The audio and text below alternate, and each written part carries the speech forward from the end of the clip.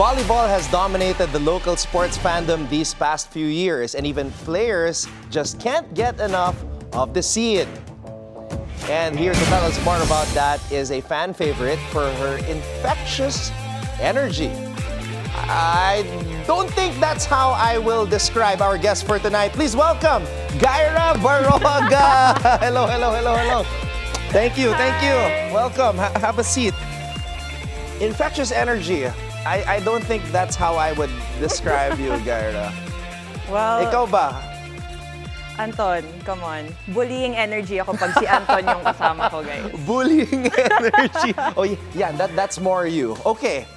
Gyra, volleyball is life. Kasi, di ba, your dad's a volleyball coach, si Coach Edgar, who's coaching San Beda right now. You played for one of the most legendary coaches in Philippine volleyball history, Coach Ramil De Jesus in LaSalle. Won a championship in the UAAP. We worked together covering the NCAA as commentators. Pero, you know, ano pa bang nangyayari ngayon sa buhay ni Gyra Barroga? Well, right now, I'm really into social media, but I'm also a full-time analyst at the moment. So, it's very true that volleyball is life talaga. Okay, you said you're an analyst right now, and recently, usap-usapan sa social media yung mga nangyari in the Shakey's League that features, of course, the Collegiate team. So, kumbaga, ito yung preview bago magsimula yung NCAA and the UAP. Could you tell us about your experience covering that? And syempre, ano ba yung mga top headlines that happened during that league? Well, it was definitely a new experience because it was my first time covering both NCAA and UAAP in one league combined. So Yeah. I really saw what the NCAA teams brought, the fight that they brought, especially CSB, the only NCAA team who reached the second round, Wow. actually. So I think they reached 6th place in the Shaky Super League. And for, of course, the UAAP teams, I'm really excited to see what's in the upcoming UAAP coming next year. Okay, so ang pinaka-highlight of that tournament, of course, yung labanan sa pagitan ng NU at ng LaSalle, your former school. Is it hard for you na, alam mo yun, di ba, Lasalliano ka, lady spiker, we know how proud all the lady spikers are to have been a part of that program. Mahirap ba na mag-cover ng team ni Coach Ramil, Coach Noel Orculio, and of course, the current batch of lady spikers? Well, even though I'm a lady spiker, once a lady spiker, always a lady spiker, I think I'm a volleyball fan at heart. So what I was just focusing on, like you said, volleyball is life.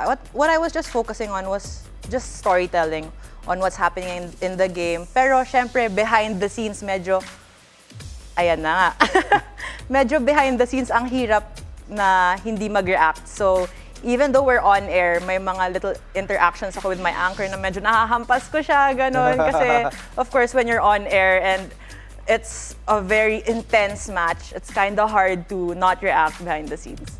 We're seeing some of your highlights when you were playing here in the PVL 2022 Open Conference. Right now, you're currently taking a break. Oh, ang lakas cross court.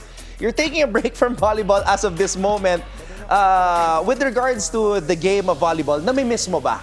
Well, definitely. I miss the intensity of being inside the court, of being in that match wherein there's 6 players on the court, their energy and the grit, everything inside the court. I miss it. But right now, being a volleyball analyst, seeing it from another perspective, I think I'm actually maturing a lot more and learning a lot more from the outside. Natatawa ako because I just saw 3 people who are actually, you know, covering the game. Si Carly, nandyan. Si Jamie La Victoria is also an analyst na.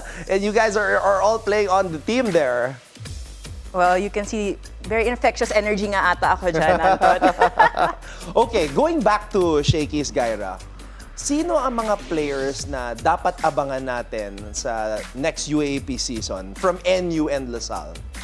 Well, you can't count out the season's MVP, Bella Belen, who was just incredible in the Shaky Super League. But her rival, I would say, from DLSU would be always Angel Canino, who did a superb job as well. So I think it's still gonna be a huge matchup. But also seeing UST actually performing in FEU, there are a lot of big names coming in na makikita natin talaga na very competitive. It's hard to tell who's gonna be on top.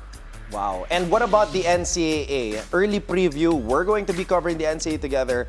Malakas pa ba ang binild? Like, kasi syempre yung batch nina Chloe Mondoñedo, they already graduated. Sina Mitch Gamit, Gail Pascual, they're already playing in the PVL. So, may mga pumalit ba sa kanila na will help them defend the championship? Well, they are a rebuilding team, I would say. Of course, losing those big names is such a big factor. But then again, Aya Maiden Singh, who came in for CSB, she was just playing so well. She was trying to find her footing in the earlier Shaky Super League, and then coming back in, I think she was the star of the team. And then you also have Basarte, who was carrying the team as well. In for Mondoñedo. So it's a different lineup, but I think CSB is still the team to beat. Okay, what's her name again? Singh? Aya Maiden Singh. Aya Maiden Singh. All right, we will remember that name, especially to all of the NCAA fans na nanonood ngayon. So, because you are here for the very first time and because hindi pa natin ginagawa to in the history of the scorecard, but we've done it for other sports, we will do it dahil nandito si Gyra Barroga. And I actually don't know kung bakit ko ginagawa to because I am subjecting myself to all the hate and the bashing, but that's okay because I know volleyball fans are very, very, outspoken pagdating sa social media. And you know what? Bakit pa ako matatakot? I have my #1 basher here on the show, Gyra Barroga. Let's go to our top 5.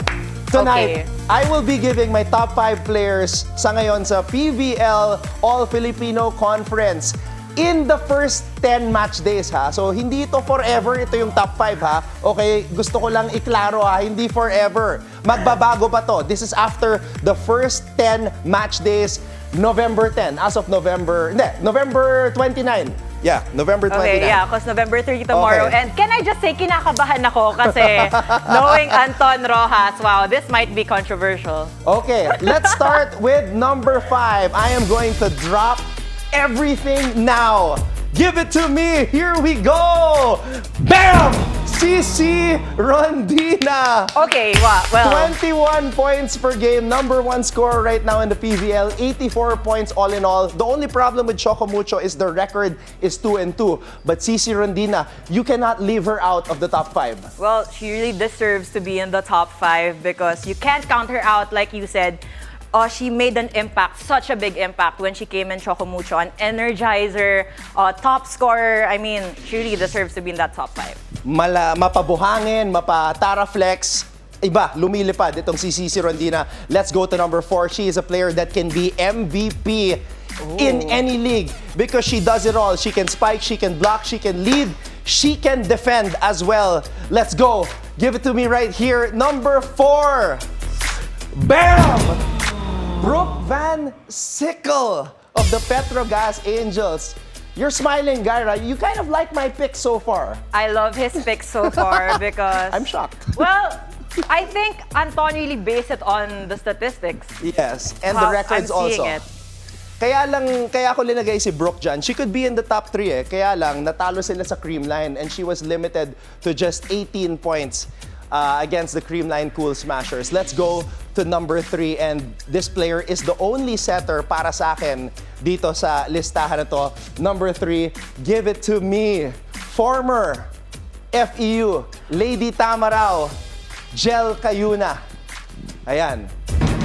From the Cignal HD Spikers, #1 setter, #1 server ngayon. Well, I would really be surprised if she's not in your top 5. Because she definitely is in my top 5 because she's an attacking setter. She does everything and she's just the brain inside the court and she's just maximizing all her spikers. So she deserves to be there. Number 2, this is a player na medyo bago pagdating sa Philippine volleyball. We did not mention her name a lot. She only arrived last season, pero she's averaging 21.3 points per game for the still unbeaten PLDT high-speed hitters. Give it to me at number 2, Savvy Davison. Grabe. I mean, bago lang siya with regards to Philippine volleyball playing here in the Philippines, but she has been absolutely great for PLDT. Well, she's one of the top scorers here for PLDT, and there's a reason why they're undefeated right now, and we can actually see the teamwork happening inside the court and how much she's carrying her teammates. So right now, Anton, I would say, wala akong mababash sa top 5 mo. This is the first time in history na hindi ako binabash ni Gyra Barroga. Pero sa lahat ng mga nanonood ngayon, let us know your top 5 and if you agree with my number 1. And of course, number 1 has to come from the defending champions. Unbeaten right now, 2-0, the Creamline Cool Smashers. Gyra, sabay tayo. Here we go, number 1. Bam! Gemma Galanza, who recently celebrated her birthday. Happy birthday to Gemma Galanza. Happy birthday, Ate Gemma. Okay, first of all, she is literally everywhere inside the court. Okay, I would say she's one of the most improved players in the PVL, coming from, of course, the Lady Falcons, and then coming into the PVL for a champion team here for the Creamline Cool Smashers. I think she really deserves to be top 1 because her defense is always on point. Her service receive, I would say, very deserving for top 1. Ang hirap pumili from Creamline dahil ang daming malakas eh. You have Tots Carlos, Kyle Negrito has been playing so well. Of course, Michelle Gumabao, former Lady Spiker as well. Eto, ang aking top 5 sa ngayon as of November 29, 2024, first 10 match days. Again, this list can change as we go along. Gyra, final message to everybody watching right now, and of course, comment mo dito. I'm surprised hindi mo ako binash ngayon sa mga pinili ko. Kasi guys, backstory, lagi kong binabash si Anton every time na nag-NCAA, off-cam lalo na. But you know what? He really did his assignment. He based it all on the stats. So congratulations, Anton. I think job well done. Okay, I appreciate that, and we can shake on that. Gyra, thank you so much for the time, and looking forward to working with you soon, covering more volleyball, because as you said, volleyball is life. Gyra Barroga here tonight on the BNC studio for the Scorecard.